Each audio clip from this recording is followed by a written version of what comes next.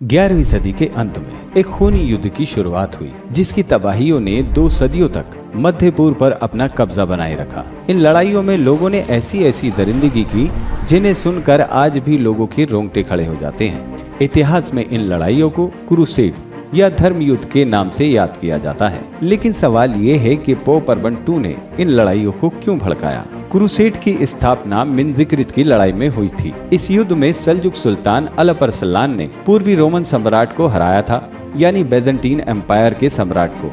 इस लड़ाई के बाद अगले 20 सालों में सल्जुक एम्पायर की सीमाएं पूर्व में मध्य एशिया से लेकर पश्चिम में कॉन्स्टेंटिनोपल यानी वर्तमान इस्तांबुल शहर तक फैल गई थी। दक्षिण में ये मिस्र की सीमा तक फैला हुआ था, जहां फातिमिद खिलाफत मौजूद थी। बैतुल मकदिस भी सल्जुक एम्पायर का हिस्सा था। कॉन्स्टेंटिनोपल शहर यूरोप और सल्जुक के बीच एकमात्र दीवार थी। कॉन्स्टेंटिनोपल में रोमन सम्राट एलेक्सिस फर्स्ट काफी परेशान था। वो ये सोच रहा था, सल्जुक की बाढ़ को अगर नहीं रोका गया तो कॉन्स्टेंटिनोपल के साथ साथ पूरा पूर्वी रोमन एम्पायर भी खत्म हो जाएगा। इसलिए उसने पोप अर्बन II के पास अपने लोगों को भेजा और उसने मदद मांगी। पोप अर्बन II पहले से ही यूरोप को पूरी तरह से चर्च के अंडर में लाने का प्रयास कर रहे थे, इसलिए उन्होंने एलेक्सिस फर्स्ट की अपील में एक अवसर देखा।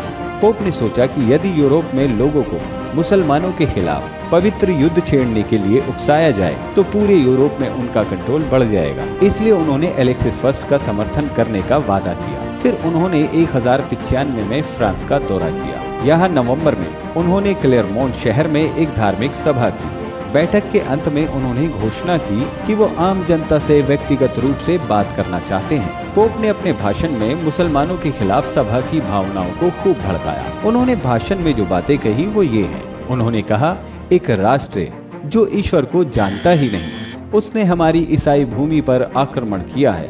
इन लोगों ने अपने बुरे कामों से पवित्र वेदियों को नष्ट कर दिया है। ईसाइयों का खून पानी की तरह बहाया जा रहा है। ये लोग ईसाइयों को काटते हैं और उनकी औरतों को इतना अपमानित करते हैं कि मैं इसके बारे में कह भी नहीं सकता। बेहतर होगा कि आप खुद ही समझ जाएं और मैं खामोश रहूं। ये बोल कैथोलिक अर्बन II ने 1095 में फ्रांसीसी शहर क्लेरमोंट में एक भीड़ से कहे थे। वो लोगों को ये साबित करना चाहते थे कि मध्य पूर्व में मुसलमान ईसाइयों पर बेहद जुल्म कर रहे हैं, खासकर यरूशलेम में रहने वाले ईसाइयों पर और यूरोपीय तीर्थयात्रियों के साथ। हालांकि ये पूरी कहानी सिर्फ एक प्रचार थी। मध्य पूर्व में, विशेष रूप से यरूशलेम में, मुसलमान और ईसाई एक दूसरे के साथ बहुत ही अच्छे ढंग से रह रहे थे। लेकिन पोप के प्रचारात्मक भाषण ने पूरे यूरोप में आग लगा दी। कुछ ही समय में यरूशलेम को मुसलमानों से छीनने के लिए 1 लाख से अधिक यूरोपीय पुरुष, महिलाएं और बच्चों को इकट्ठा किया गया। पोप ने यह भी घोषणा की कि जो लोग उनके बुलाने पर लड़ने जाएंगे उन्हें सभी पापों से मुक्ति मिल जाएगी और वो इसके बाद स्वर्ग में होंगे। उसके बाद एक योजना बनाई गई। योजना के अनुसार यूरोप से आगे बढ़ते हुए क्रूसेड सेना सबसे पहले कॉन्स्टेंटिनोपल पहुंचेगी और वहां से रोमन सेना को अपने साथ लेकर सल्जुक एम्पायर पर हमला करेगी और उसके बाद यरूशलेम पर। धर्म युद्ध शुरू करने के लिए पोप ने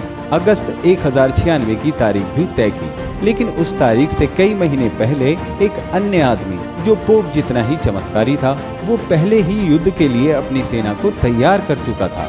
उसे इतिहास में पीटर द हर्मिट के नाम से जाना जाता है।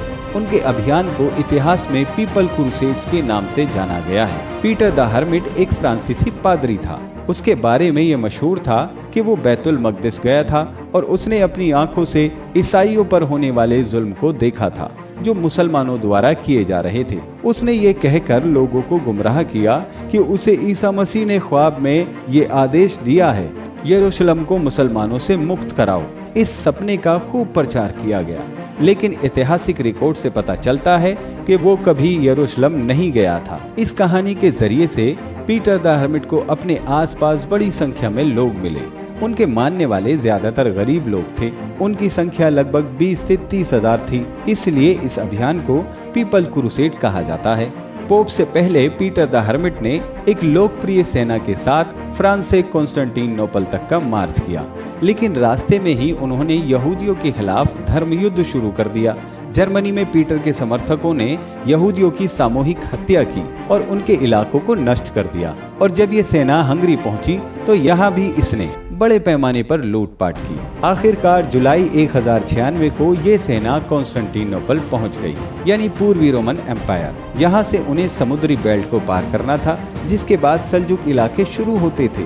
कॉन्स्टेंटिनोपल के लोगों ने पीटर की सेना के लिए शहर के द्वार खोल दिए, लेकिन इस सेना ने यहाँ भी काफी हलचल मचा दी। फिर पीटर और रोमन सम्राट एलेक्सिस फर्स्ट की मुलाकात हुई। एलेक्सिस फर्स्ट जल्द से जल्द पीटर और उसके खतरनाक अपराधियों से छुटकारा पाना चाहता था, इसलिए उसने जल्द ही उन लोगों को सल्जुक एम्पायर में पहुंचा दिया। पीपल क्रूसेड की पहली मुठभेड़ रोम के सल्जुक के साथ हुई, जिस पर 18-19 साल के कलज अरसलान का शासन था। पीटर की सेना ने सल्जुक एम्पायर में भी वही खेल खेला जो उन्होंने यूरोप में किया था, यानी यहाँ भी हमले, हत्या, लूट खसोट को अंजाम दिया गया।